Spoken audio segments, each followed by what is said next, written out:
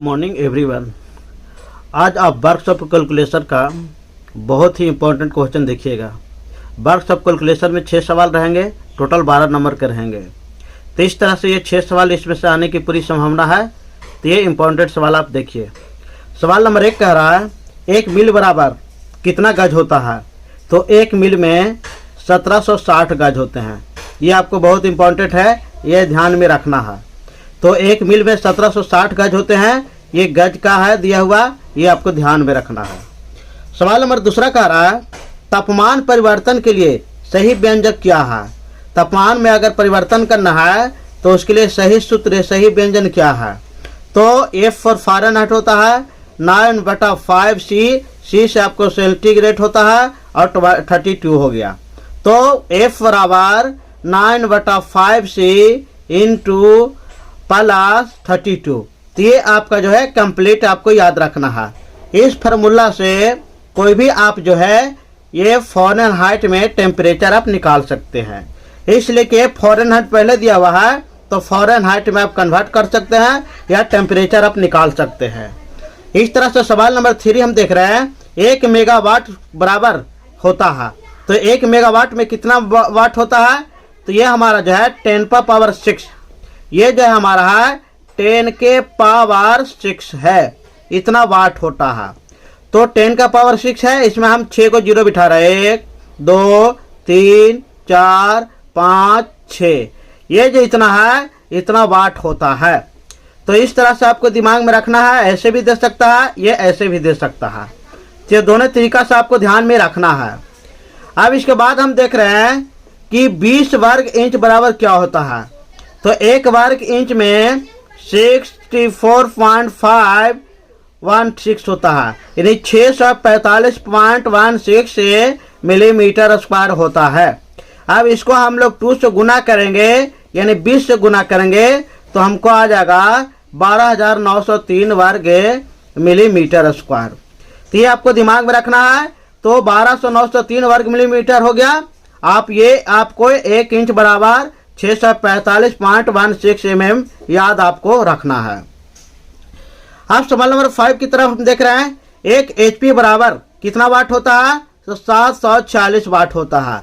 ये बहुत इंपॉर्टेंट है, ये दिमाग में आपको रखना है।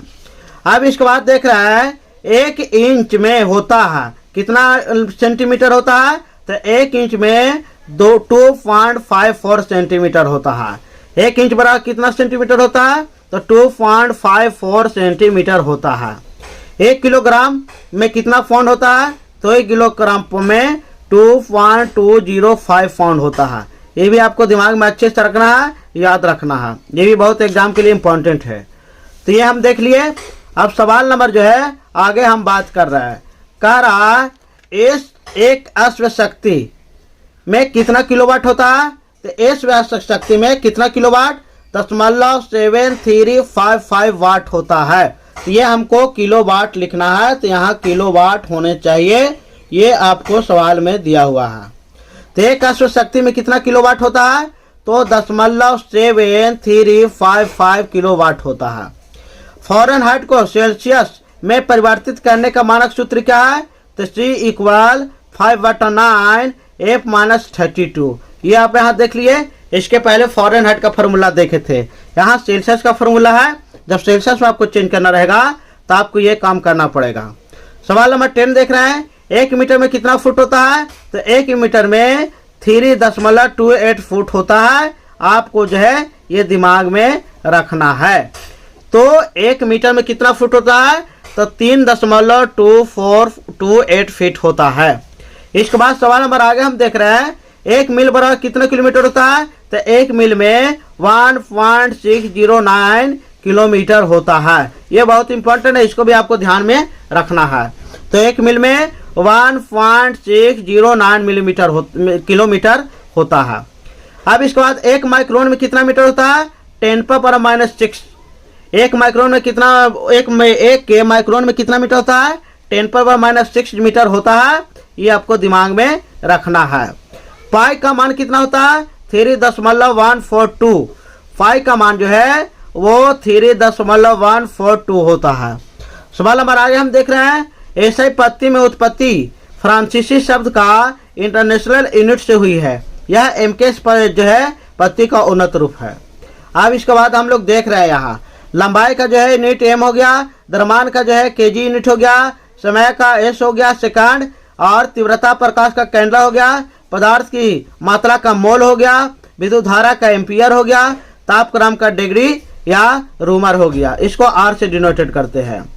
कह रहा विभिन्न तापक्रमों के पैमानों का संबंध क्या है, तो C/5 इक्वल F माइनस 2/9 और इक्वल R/4 K माइनस 20 273/5। ये आपका जो है सेल्सियस में, फ़ारेनहाइट में, रूमर में और केल्विन में, ये चारों में आप कन्वर्ट कर सकते हैं। तो सेल्सियस C/5 हो गया, F माइनस 32/9 हो गया, R/4 हो गया, K माइनस 273/5 हो गया। ये आपको चारों चीज में कन्वर्ट कर जाएगा। C बराबर डिग्री सेल्सियस, F बराबर डिग्री फ़ारेनहाइट, R बराबर डिग्री रूमर और K बराबर जो है डिग्री केल्विन हो गया। इस तरह से पूरा कंप्लीट हो गया। ये आप 15 सवाल बहुत इंपॉर्टेंट है, आप दिमाग में रखिए, आपको अच्छे मार्क्स आएंगे। इस तरह से मेरे चैनल को लाइक, सब्सक्राइब, शेयर करें। मेरे चैनल देखने के लिए बहुत बहुत धन्यवाद। Thank you.